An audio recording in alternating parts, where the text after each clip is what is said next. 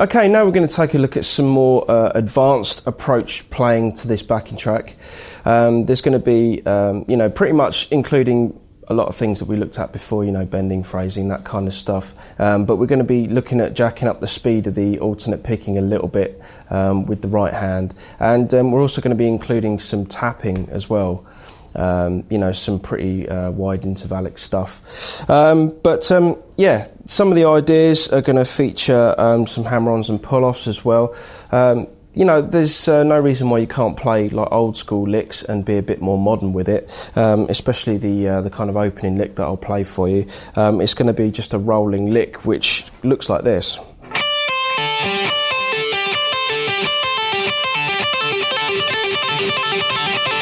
Okay, so basically what you do for that kind of thing is bar your first finger on the 10th fret, and then all I do is I just pick the top E string, hammer on 13th fret of the B, pull off to 10 on the B, and then hammer on 12 on the G string, and then just repeat.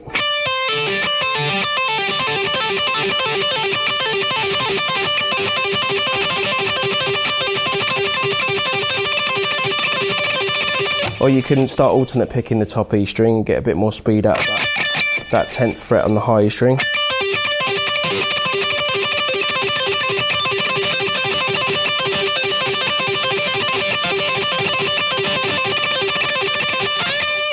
That kind of thing. You can do like loads of different variations of that, but essentially your left hand is pretty much just doing the same thing all the time. All of these licks are sort of like, using the sort of humble pentatonic scale, which, a lot of people think is a very basic way of playing, but it really isn't. If you apply some kind of modern techniques to that scale. For example, there's a tapping lick, which is kind of like this, and it's going to be using all the same frets for the tapping hand. So we're going to be tapping the 17th fret on the high E, all the strings basically, and the pattern's just going to be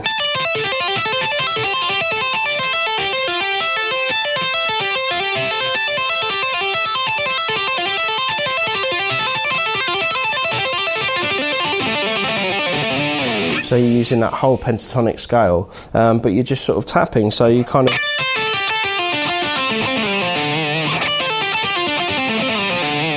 with your left hand.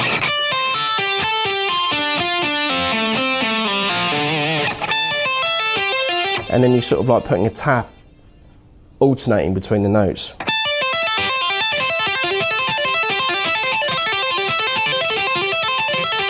So you kind of go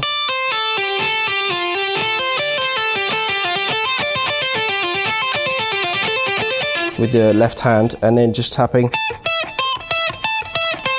So, basically both of them separate kind of sound a bit weird, but when you do put them together,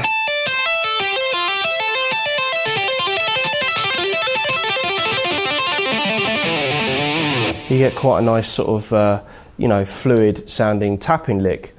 There's also going to be the use of arpeggio in there as well, arpeggios, mainly just the first position minor arpeggio, which I use quite a lot in conjunction with the pentatonic scale, and it's just going to look like this.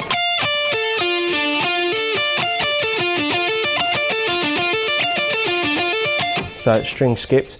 A couple of cool patterns that you can do with that. One that I like, I don't know if this features in the solo or not, but this is going to be something that you can try, when you play over the backing tracks yourselves. There's a pattern like this.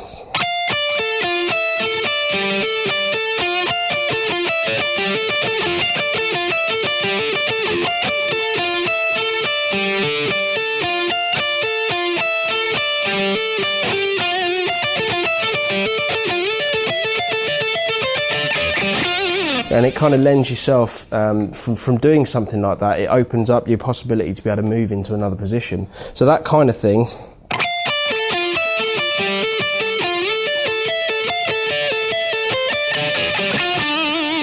Those sorts of licks should kind of give you an idea of where you can go to take some of these different techniques.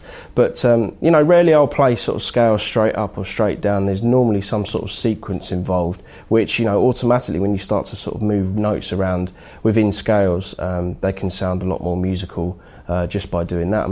If you just take like a 3-note per string scale, for example, instead of playing, if you just swap the notes around. you know, it sounds a lot more interesting, or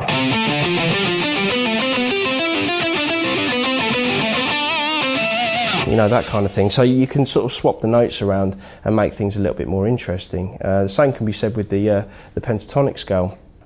You know, to go into something like that arpeggio, you could play something like this.